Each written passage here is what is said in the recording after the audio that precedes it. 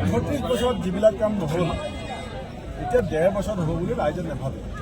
সেইকাৰণে ৰাইজে নতুন পথৰ সন্ধান কৰিছে, নতুন নেতাৰ সন্ধান কৰিছে আৰু এজন অতি বিচক্ষণ উচ্চ শিক্ষিত খিলঞ্জীয়া ভূমিপুত্ৰ বঙাইগাঁৱত বজেন্দ্ৰ সিংহ ডাঙৰীয়াক আমি প্ৰাৰ্থিত্ব দিছোঁ।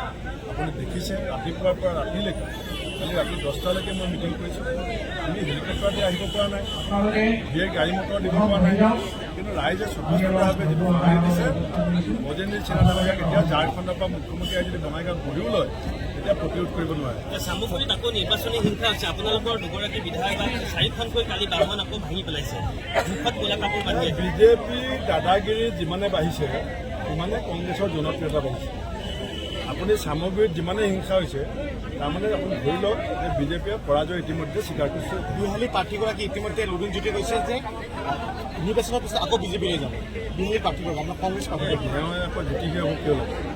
স্যাৰ এটা কথা স্যাৰ অসমৰ 27খন জিলা 36খন ৰাজচক্ৰ ইতিমধ্যে বিলুপ্তি কৰিব এটা পত্ৰ ওলাইছিল। সমান্তৰালকৈ বঙাইগাঁও জিলাৰ 2টা ৰাজচক্ৰ, ডাংতল ৰাজচক্ৰ আৰু মানিকপুৰ ৰাজচক্ৰ বিলুপ্তি কৰা হ'ব বুলি এইবিলাক কথা আমি মানি নলওঁ। বঙাইগাঁৱৰ মানুহে অত্যন্ত ক্ষোভত আছে। ডিলিমিটেশ্যন বেয়া পাইছে বঙাইগাঁৱৰ মানুহে। ৰাজচক্ৰ বিলুপ্ত কৰিবৰ কাৰণে যিটো ষড়যন্ত্ৰ চলিছে বঙাইগাঁৱৰ মানুহে মানি নলয়। আমাৰ বজেন্দ্ৰ সিংহ ডাঙৰীয়াই যেতিয়া জিকিব সেই জিকাৰটোৱেই হ'ব ৰাইজৰ প্ৰতিবাদ, আৰু ৰাইজৰ প্ৰতিবাদত আমি বিধানসভাৰ ভিতৰলৈকে লৈ যাম আৰু বঙাইগাঁও যেনেকৈ আছে তাতকৈ আমি ধুনীয়া কৰিম। বসুন্ধৰা ইতিমধ্যে কোচ ৰাজবংশী ভূমিপুত্ৰসকলক কিন্তু এই চৰকাৰখনে বঞ্চনা কৰাৰ অভিযোগ হৈছে। ইতিমধ্যে বিভিন্ন দল সংগঠনে সংবাদ দিছে যে তেওঁলোকৰ যি জেনেৰেশ্যন দিব লাগিব বুলি কৈছে। ৰাজবংশী বিভিন্ন জাতীয় সংগঠনক মই আহ্বান জনাম যে বিজেপিয়ে কৈছিলে 100 দিনৰ ভিতৰত জনজাতি মৰ্যাদা দিব।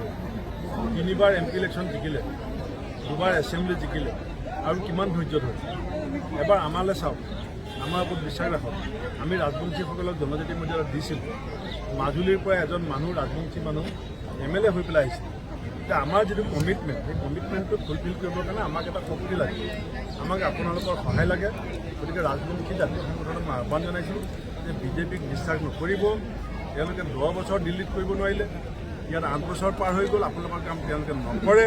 আমি কংগ্ৰেছ দায়বদ্ধ, আমি কৰিবলৈ চেষ্টা কৰিছিলোঁ। অৰ্ডিনেন্স আমি ৰাষ্ট্ৰপতি ঘৰলৈকে পঠিয়াইছিলোঁ। আমাক যদি সুযোগ দিয়ে যিখিনি আধৰুৱা কাম সেইখিনি আমি সম্পূৰ্ণ কৰিম।